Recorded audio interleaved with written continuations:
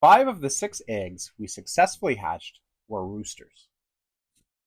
Nature, what do we do to you? Birds coming out! Birds coming out! Hey YouTube, Steve from In the Pines here. I've been meaning to post a video about the chickens, with an update about the chickens that we hatched this spring, and actually had a few requests from viewers recently. Specifically, user Brent said more chicken content. So Brent, this video is for you.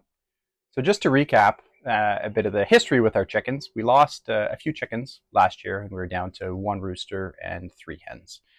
We've been looking at maybe this spring, ordering some day-old chickens from our local feed store.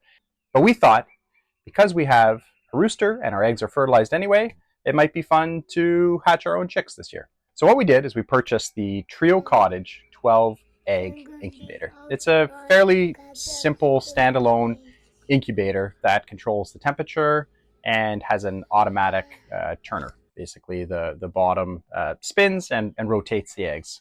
So it's a standalone unit, requires very little user input, with the exception of maybe adding water every once in a while. We gathered eggs every day for about a week, trying to get them right from the nesting boxes as soon as we could and put them directly into the incubator. Like clockwork, around 3 weeks after putting them in the incubator, we started to hatch some chicks. So in a previous video, in fact, it was our first ever video posted to YouTube, Kelly and I took a look at the baby chicks and tried to guess their gender. We were terrible, clearly. So the first chick that we selected was one of the brown ones. Kelly guessed rooster, I guessed a female. Rooster. Kelly was correct. And it ended up being Terry the rooster. Now, Terry was a good sport. He's been the subject of some of our other videos, but rooster. So +1 for Kelly. The second chick, we were both wrong. We both guessed female, and it also ended up being a rooster. The third chick is our Moran Easter egg or cross. And I love that thing. And I really wanted that to be a hen. But sadly, it was a rooster. Yet again, Kelly picked that one correctly. Chick number 4 was a lovely yellow one.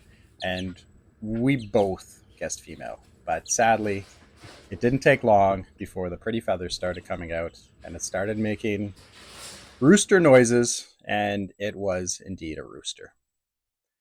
Chick number 5, I guessed rooster, Kelly guessed hen, and Kelly was right again.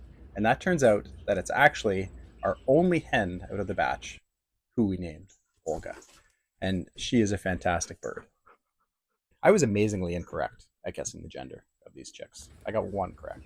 Kelly, not bad. She was about 50-50. So you totally won. So kudos to all of you out there who can accurately determine the gender of these chicks, because I am terrible and it is not an easy thing to do. So what's going on? I knew we were going to end up with some roosters, but only 1 hen? Really? Is it something we did? Is it just luck? I don't know. If you are out there and know, please leave a comment. Love to know what's going on, so if we do go through this process again, we don't end up with mostly roosters.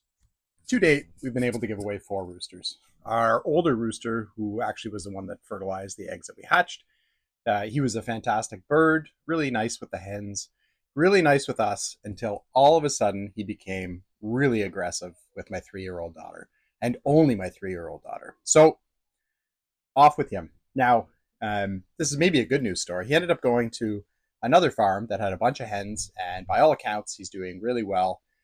And right now, we're down to 2 roosters. Terry, the rooster, who has been a really good sport and is a nice rooster, but he is really aggressive with the hens. So we're going to get rid of him. So that leaves us with our Black Moran rooster, which we're going to keep. He is really chill, quiet, fantastic with the hens, and gentle with the kids. I guess the question that one could ask is, would we do this again? I think absolutely. Not right now. I think if we were to get a few more chickens, we'd get ready to lays. Just the kind of optimal size flock for us in terms of the amount of eggs that we eat and the size of our coop is probably 6. I like having the rooster. He helps kind of keep the hens all together around the yard when we let them free range. But if we were to hatch again, obviously it would be nice to get more hens instead of a bunch of roosters. Go through the trouble of hatching them, raising them, finding out they're roosters, and then having to rehome them in some capacity.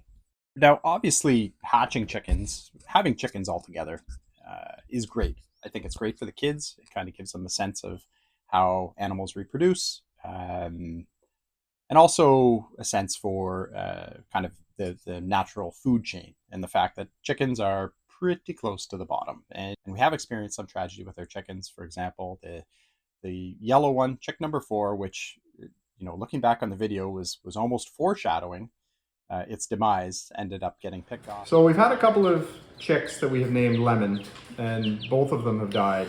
Yeah. So despite this one's beautiful yellow coloring, we will not be naming this Lemon. No more lemons. Demise ended up getting picked off by a fox one day when it was free ranging.